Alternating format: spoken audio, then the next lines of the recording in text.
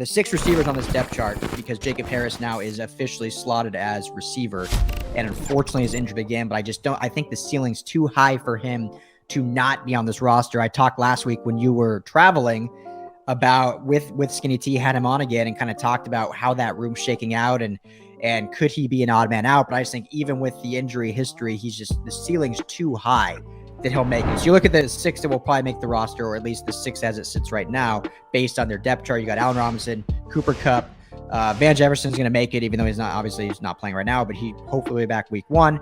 Ben Skowronek, who's listed as wide receiver 3 right now, he looks on track. TuTu Atwell as 5, and then Jacob Harris at 6 right there. So you have Brandon Powell, who I think has a real good shot to make this roster. He's played well in training camp. Ryan Anderson's talked a lot about him in his reporting. He is obviously the main guy to be return man. He will not be playing this preseason game. He's a little banged up, according to Sean McVay, so they're just going to hold him out as precaution.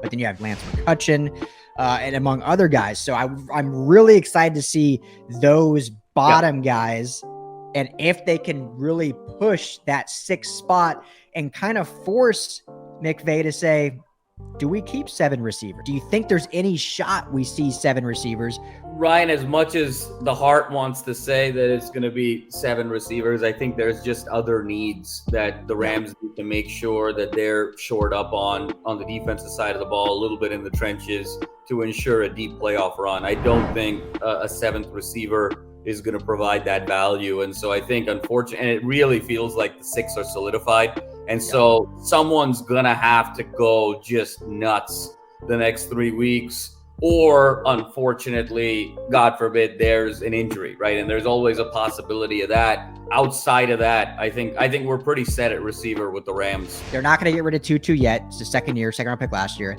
I can't foresee them getting rid of Jacob Harris because of the ceiling, and he would get picked up like that. He's not making it through the practice squad. If they cut Powell Jamal, and this is what we're going to see in preseason, obviously tomorrow, because Powell's not playing, we'll see someone else back there returning.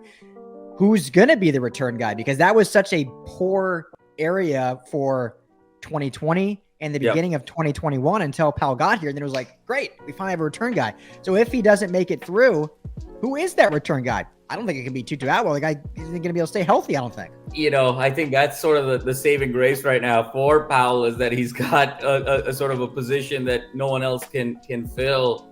I think you got to give TuTu Atwell a shot back there, though, to be honest with you, because of his home run ability. I mean, you go back and you look at, there have been really great small returners. My patience is running a little bit thin on the TuTu Atwell narrative. Like, he's too delicate to sort of have the tough routes in a preseason game. He's too delicate to be in return game. At some point it's like, look, dude, why don't you take up ballet then? If you're too delicate, then maybe this is the wrong sport. So I think at some point we are going to really have to sort of really expand the capability of TuTu Atwell to see if this guy is going to be value add on this roster. So I don't discard trying TuTu Atwell, and I think that would be the responsible thing to do.